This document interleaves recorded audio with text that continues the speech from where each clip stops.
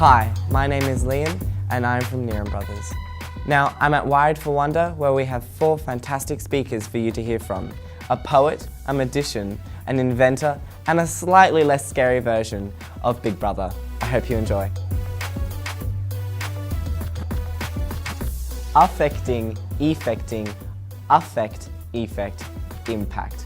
That is what matter's about. So, at what stage do we disconnect from emotion?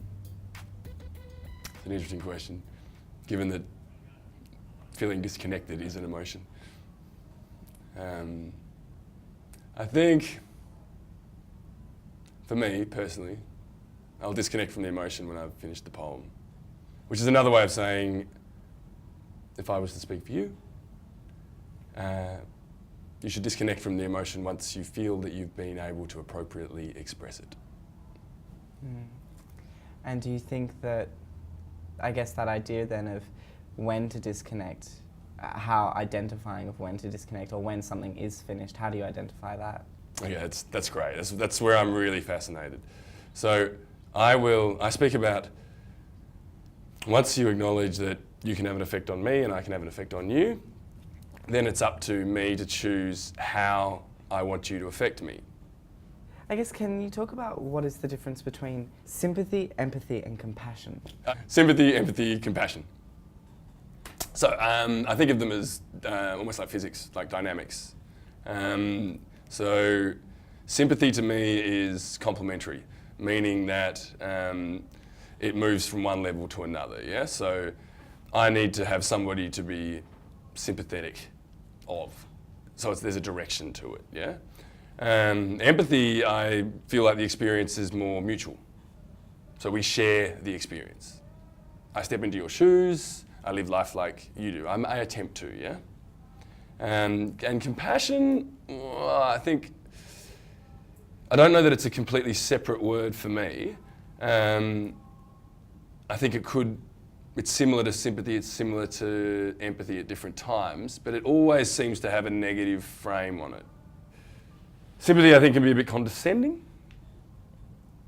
It sort of establishes a hierarchy, whereas empathy is an equaliser. And which do you think is the most important? Empathy. People can feel for someone, people can have sympathy for someone, but how do they gain, this next level of empathy? Okay, great. There's so many ways you can do it, yeah? If I use metaphors, then you get a better understanding of how I'm feeling. So if I say that the talk today, I nailed it, or if I say the talk today, I knocked it out of the park, there's a difference between those two metaphors, yeah? So nailed it is a almost precise type thing, yeah? And it's the kind of perfectionist type thing. Now that's not me, and that's not what I did. But knock it out of the park is different. It's just letting loose and letting it fly, yeah? And that feels right to me, yeah? Now when I say that to you, you're able to kind of tune into the way that I feel, we share the moment. Do you consider yourself an urban philosopher? I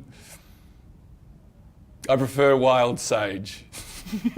No, but I was trying to think of the opposite of urban. I guess it's wild, and I like the archetype sage. That's an interesting question. It's a difficult question to ask me because I don't like names and I don't like titles, mainly because they're a concept. But I never want to get weighed down by a title.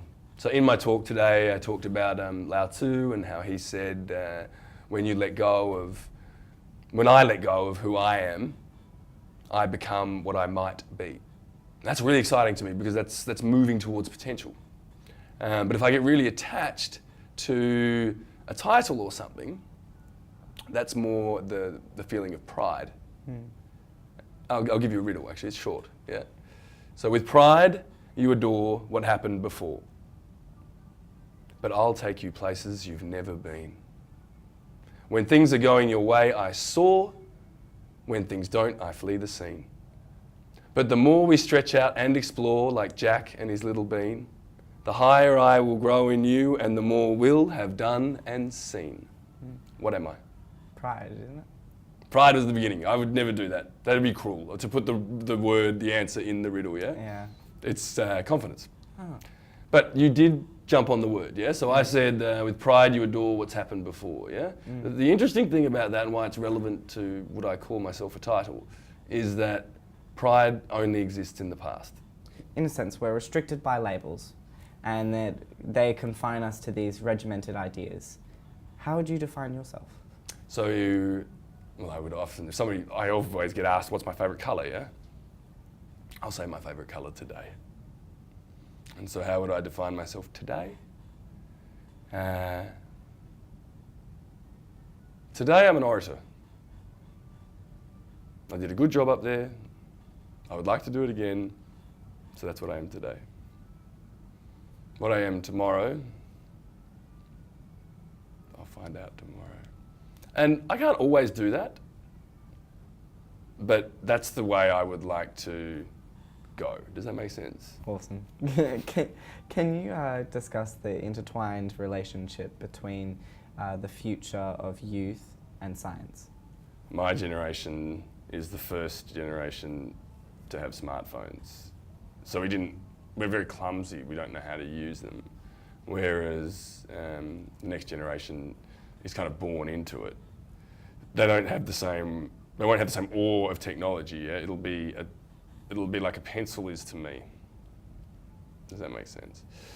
So because of that, they'll just get straight in and do something with it, yeah? Like it'll be amazing and technology will serve them as opposed to what worries me sometimes, that with my generation we kind of look up at technology as if we serve technology.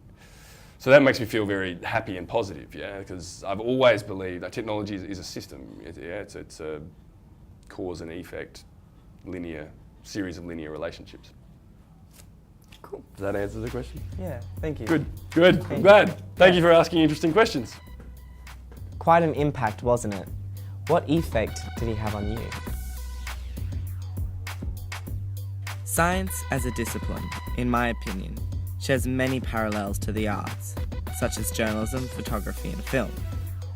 The main force driving both is our curiosity and our beautiful disposition to ask why. We are all truly wired for wonder.